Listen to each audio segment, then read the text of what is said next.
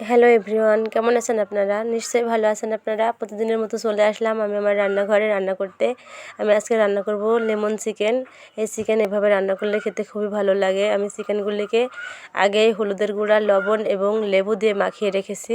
প্রায় 20 মিনিট আগে আমি এগুলোকে মাখিয়ে রেখেছি। এবার আমি কড়াইতে দিয়ে দিয়েছি সরিষার তেল, তারপর দিয়ে দিয়েছি পেঁয়াজ কুচি, মশলা এবং তেজপাতা দিয়ে আমি বাদামি করে কষিয়ে নিব।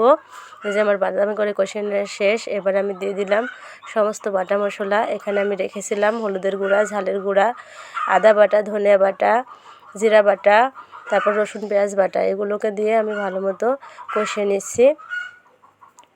এই যে আমার কষিয়ে নেওয়া প্রায় শেষ।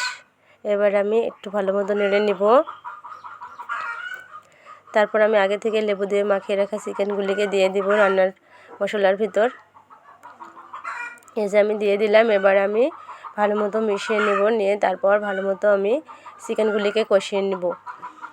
এই চিকেনগুলিকে তেলে ভেজে নিলে খেতে অনেকটাই ভালো লাগে। বড়রা খেতে অনেকটাই পছন্দ করে, কিন্তু আমার বাচ্চারা ভাজা চিকেন খুব একটা পছন্দ করে না, তাই আমি ভেজে নিই। কিন্তু বড়দের জন্য ভেজে নিলে খেতে খুবই ভালো লাগে। আপনারা ভেজে নিয়ে রান্না করেও দেখতে পারেন। এভাবে আমি চিকেনগুলিকে কষিয়ে নিচ্ছি। এই যে আমার চিকেন কষিয়ে নেওয়া শেষ। আবার আমি একটু ভালো মতো নেড়ে নিলাম, দিয়ে আমি দিয়ে দেব পরিমাণ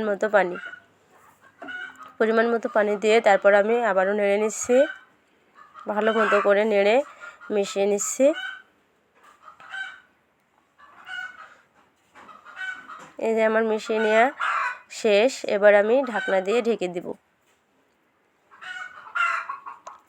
এবার আমি ঢাকনা দিয়ে ঢেকে দিলাম। এই যে আমার রান্না শেষ। এই যে আমার রান্নার ফাইনাল লুক। আপনারা এভাবে রান্না করে খেয়ে দেখবেন, খেতে খুবই ভালো লাগে। যারা চিকেন খেতে চান না তাদেরও ভালো লাগবে আশা করি। বাচ্চারা তো খুবই চিকেন খেতে পছন্দ করে, বড়রা অনেকেই খেতে চায় না, কিন্তু এভাবে রান্না করে দেখবেন, খেতে খুবই ভালো লাগে। যারা আমার ভিডিও দেখেন তাদেরকে অসংখ্য ধন্যবাদ। সবাই আমার পাশে থাকবেন, ফলো দিয়ে অবশ্যই আমার পাশে থাকবেন। আজকের ভিডিও এই পর্যন্তই।